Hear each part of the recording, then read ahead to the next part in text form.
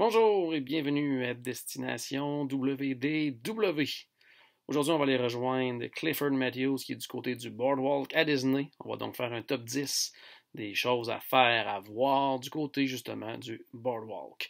C'était notre épisode pilote, disons, là, pour tester si on pouvait faire à la fois du vidéo et de l'audio. Donc il y a quelques petits problèmes vidéo au début, mais j'ai arrangé le tout pour que ce soit quand même très intéressant à regarder. J'ai décidé de vous le diffuser tout de même en version vidéo, parce que je trouvais quand même du fait que Clifford était à Disney, ça apportait quelque chose de vraiment intéressant. Donc, on regarde le tout immédiatement. Destination WDW. Une présentation de wdroad.com, les conseillers voyage numéro 1 pour les destinations magiques. Et voici votre animateur, Jean-Philippe Paré. Je rejoins Clifford Matthews qui est présentement directement à Disney. Salut Cliff! Salut! Comment ça se Comment passe? ça va? On est à Disney, comme ça peut pas aller mieux. Non, effectivement. Donc, il fait très chaud, j'imagine. En sueur, mais garde, on pense que de la neige s'en vient dans 2-3 mois. Là. Ben, peut-être pas 3 mois, mais non, ça se prend, ça se prend. Excellent. Hey, aujourd'hui, Cliff, étant donné que tu es en fait très près du Boardwalk à Disney, on va en profiter pour faire un de nos top 10, donc nos 10 activités ou choses à faire là, du côté du Boardwalk. On va débuter, tiens, avec toi, peut-être avec ton premier choix. Quel serait ton premier choix justement de ton top? Ben, mon premier choix, je vais dire, mon top 5. On va commencer avec mon cinquième. Là. C'est bon. Ça va être le Jelly Rolls. OK.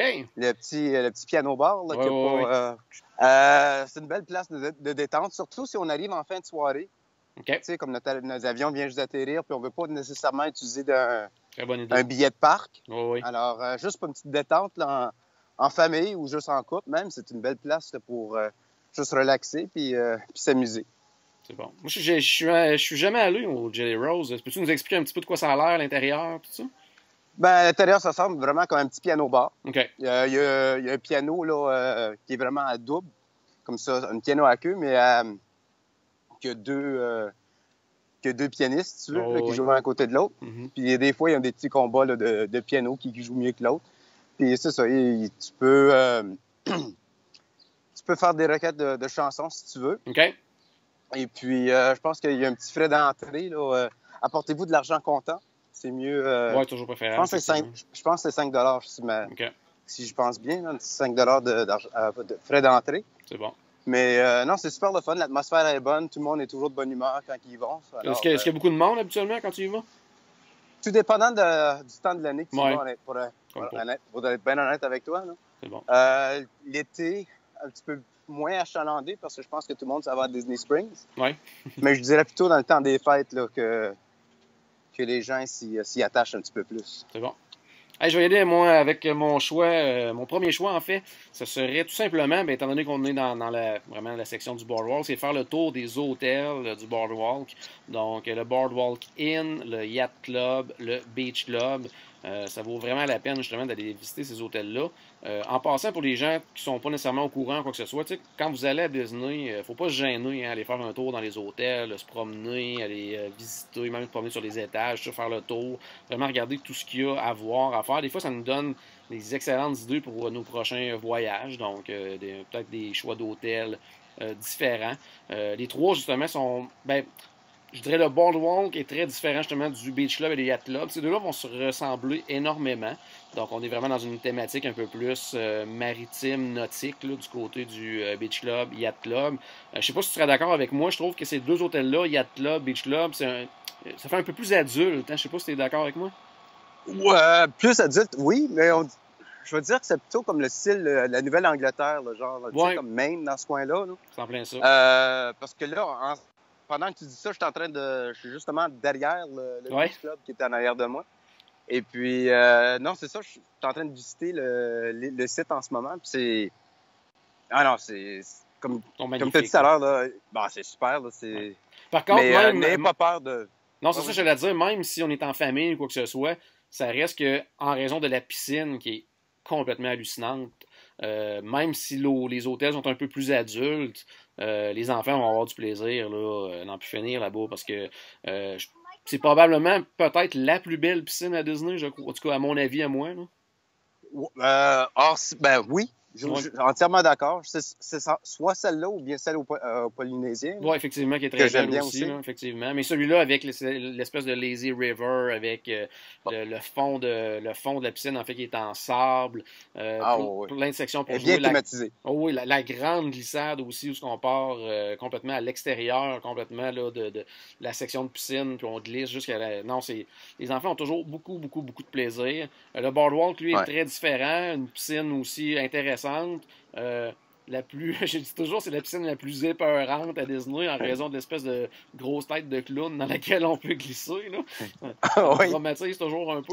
Mais l'hôtel est vraiment magnifique. Donc, juste aller faire le tour et visiter ces hôtels-là, selon moi, c'est une activité en soi et ça vaut vraiment, vraiment, vraiment la peine. Puis, Alors, puisque oui. je tentais de le voir, là, aussi, le bateau de pirate. Tu sais, il y a un Oui, bateau de c'est pirate magnifique, là, qui est... Vraiment. Donc, Alors, non, ça, c'est très, très, très gagnant. Là. Donc, ces hôtels-là, ça vaut la peine d'aller les voir. Et idéalement, si vous êtes capable aussi d'y séjourner quelques jours, bien sûr. Allez, on va aller faire un tour maintenant avec ton autre choix. Vas-y, Clifford. mon prochain choix, c'est le... Je vais y aller avec le transport. OK? Parce qu'il y en a plusieurs là, qui l'oublient, mais on a il y a un petit bateau, une petite navette Oui. qui voyage non seulement là, à Epcot, mais aussi à Hollywood Studios. Oui. Alors, si tu es dans les parages puis tu veux juste faire un peu de park hopper, prenez tout simplement le bateau pour vous y rendre. Là, c'est beaucoup plus facile et beaucoup plus proche des fois Oui. qu'aller au terminus d'autobus puis attendre 20-25 minutes pour le prochain autobus pour s'y rendre. Effectivement. Alors, non, j'aime bien ce style de transport. Puis ça fait quelque chose de différent aussi parce qu'on est tellement habitué de prendre soit l'autobus ou le Oui, tout monorail. à fait.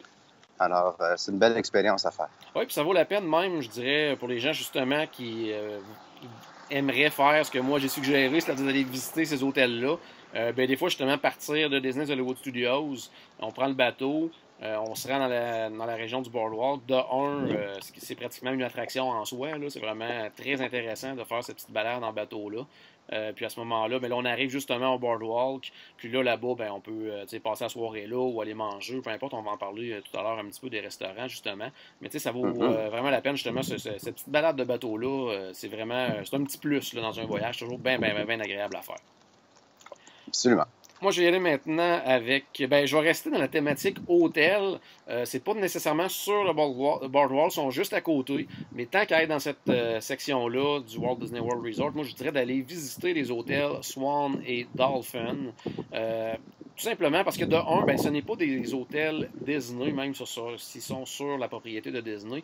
Donc, ce qui fait en sorte que on est comme transporté ailleurs un petit peu. Là. Je trouve que la thématique est très différente là, des autres hôtels Disney. Puis souvent, c'est des hôtels que les gens n'ont pas vu, n'ont pas visité justement parce qu'ils sont un peu à l'écart. C'est pas vraiment des hôtels Disney comme je le disais. Mais ça vaut vraiment, vraiment la peine. Il y a des très, très bons restos là-bas aussi.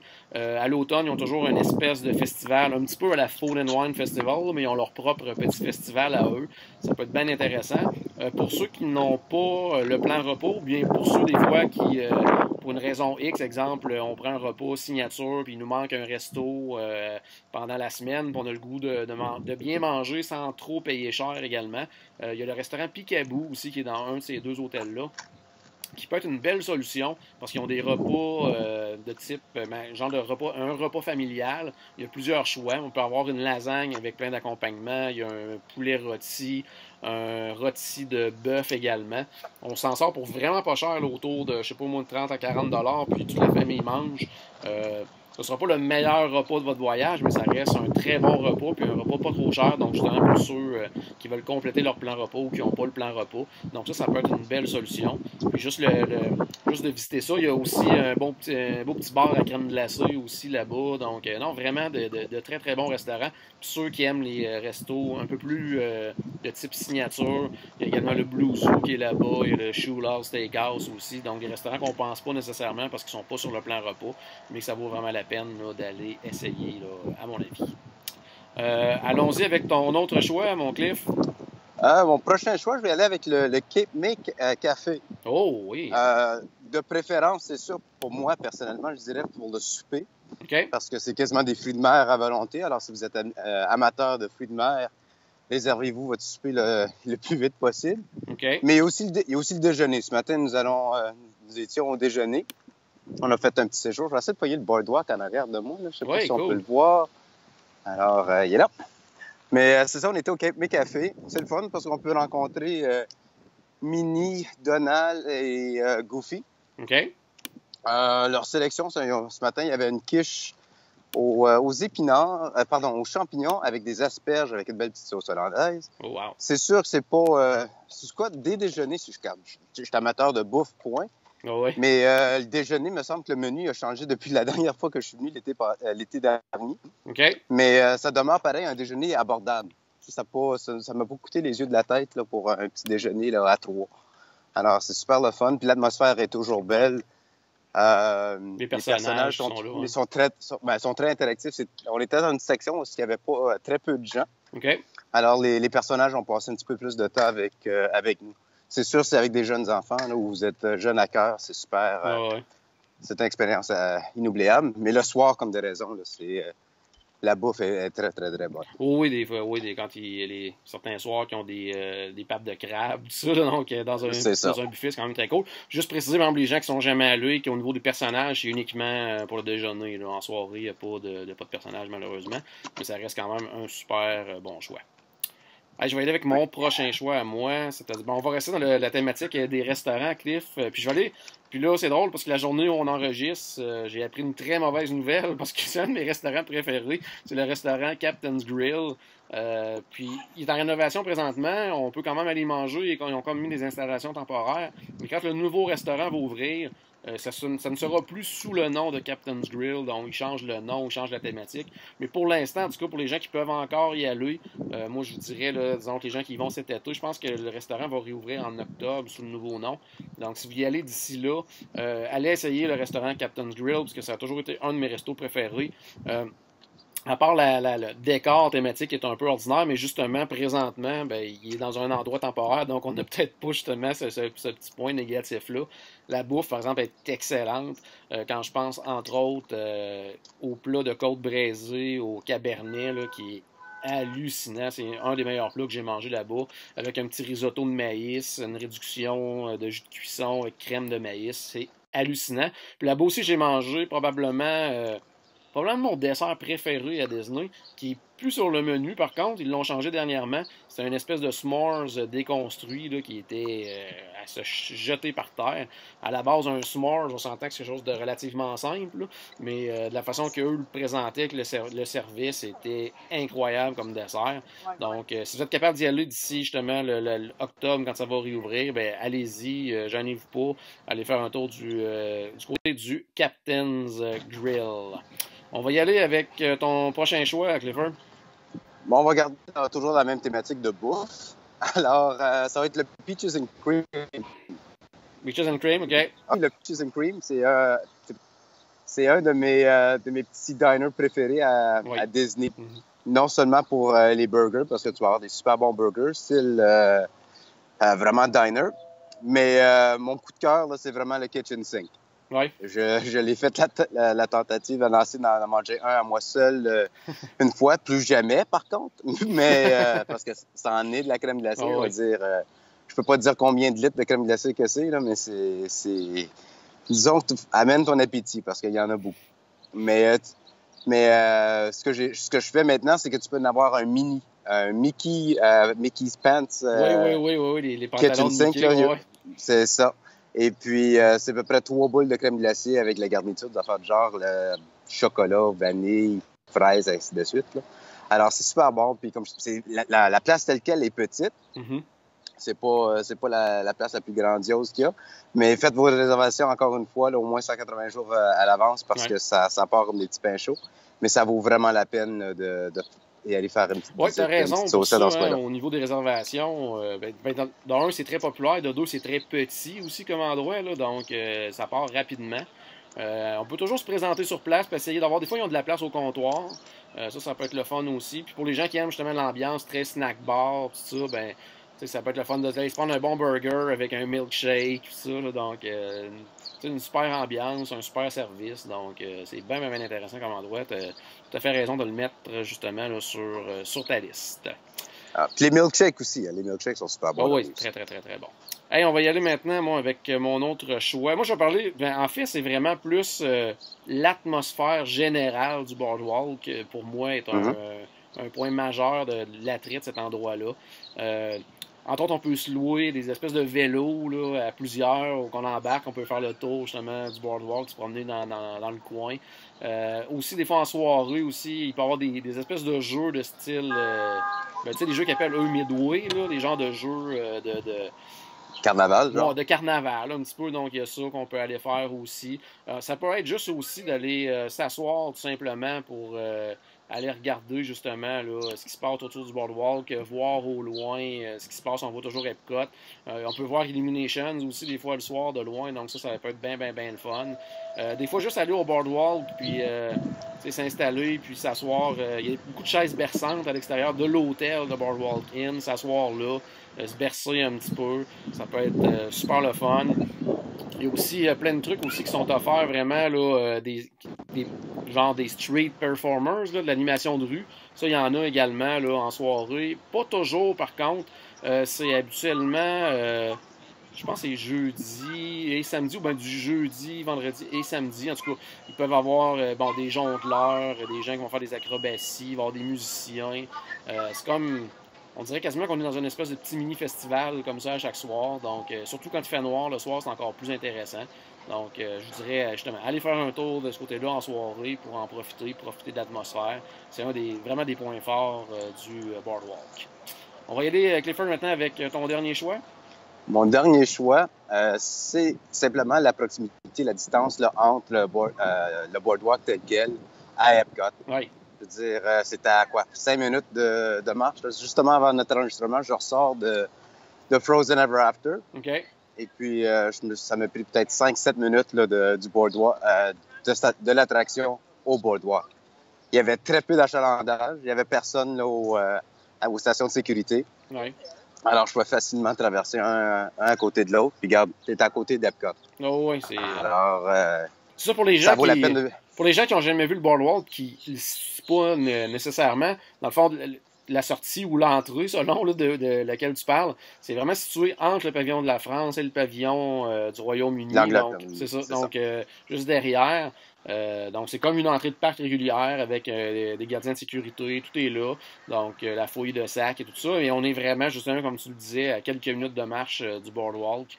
Donc, c'est ça. Donc, ça peut valoir la peine. Pour les gens qui aimeraient ça, peut-être aller le visiter pendant une journée à Epcot, comme tu le dis, c'est accessible de façon très, très, très facile. Là. Absolument. C'est comme aujourd'hui, là, je peux pas demander mieux. Je pense que j'ai croisé peut-être une quinzaine de personnes sur le boardwalk. C'est non, c'est hallucinant. C'est beau, c'est tranquille, c'est paisible. Le soir, on dirait que ça prend toute une autre vie. Là, oui. Alors, Oui, c'est deux choses différentes, tout à fait. Absolument, oui. Excellent. Ben, hey, mon dernier choix, on a parlé de bouffe un petit peu, mais moi, je vais parler de la bouffe en général du côté du boardwalk parce que c'est pas ça qui manque. Donc, il y a plein d'endroits où on peut aller manger, que ce soit juste des collations, comme tu viens juste de passer là, quelques secondes à côté du Ample Hills, l'espèce de nouvelle crèmerie qu'il y a là depuis peut-être un an environ. Là. Donc, qui fait complètement compétition justement au Beaches and Cream qui est en face. Les gens adorent cet endroit-là. Les gens qui veulent aller prendre un verre, ils peuvent aller du côté du Abracadabar également, qui est bien populaire, un petit bar thématique, magicien, magie, tout ça. Sinon, du côté du boardwalk, il y a le Bellevue Lounge qui est là également, où toute la journée on diffuse des émissions de radio classiques, donc ambiance justement qui est quand même intéressante. Bon, c'est sûr que le côté bouffe, c'est peut-être un peu moins intéressant, c'est plus des petits snacks, des petits trucs, mais quand même, au niveau de l'ambiance du lounge est intéressante. Il y a d'autres restaurants aussi, le Big River Grill est là. On a aussi la Boardwalk Bakery pour les gens qui auraient le goût d'une petite pâtisserie, quelque chose comme ça. Il y a un endroit pour les funnel cakes également. Il y en a à Epcot, mais il y en a aussi juste derrière du côté du boardwalk. On a aussi des petites collations au niveau du Boardwalk Joe's. Pour les gens qui sont des fois à Epcot, en famille, on est 4-5.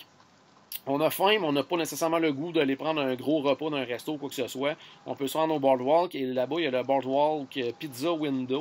Donc, vraiment pas trop cher, grosse pizza large, un peu comme on a dans les différents hôtels Disney. Dans le fond, là, des fois, il y en a dans les All-Stars, ceux qui se prennent une grande pizza à gang, tout ça. Il y a la même chose du côté du Boardwalk, puis on est juste à côté d'Epcot. Donc, prendre une petite pause, manger à l'extérieur, sur le bord du lac, tout ça. Donc, ça peut être bien, bien le fun. Il y a aussi le Boardwalk To Go, qui est un tout petit kiosque que peu de gens connaissent. Puis qu'on peut manger vraiment, vraiment pour pas cher là-bas. Encore une fois, peut-être pour compléter un plan repas ou si on n'en a pas de plan repas. Ils ont plein d'items à moins de 5$. Des burgers, hot dogs, sandwich au porc effiloché, burgers au poulet, du mac and cheese, tout ça pour moins de 5$. Donc ça peut être bien, bien, bien, bien intéressant. On a aussi le ESPN Club qui est là et bien sûr le Flying Fish qui est un restaurant signature tout simplement que les gens adorent. Et finalement, il y a le Trattoria Al Forno aussi là, qui est de ce côté-là. Donc ça peut être un autre très, très, très bon choix. Alors, Clifford, ça fait le tour de notre top 10.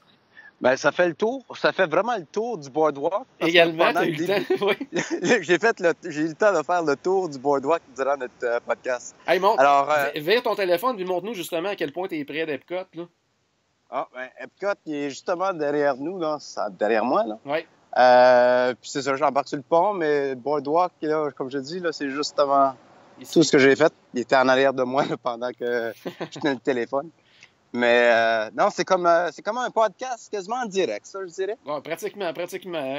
Enregistré en direct, mais diffusé un peu plus tard. Mais effectivement, ça a été bien intéressant. Justement, tu as fait le tour pendant qu'on parlait du Boardwalk. Donc, c'est vraiment quelque chose de bien, bien, bien intéressant. J'espère que les gens ont apprécié. À la maison, j'espère qu'on a ajouté un tout petit peu de magie dans votre journée. N'oubliez pas, bien sûr, que tout a commencé par une souris. Avec Clifford, on se revoit très bientôt. Salut! Salut!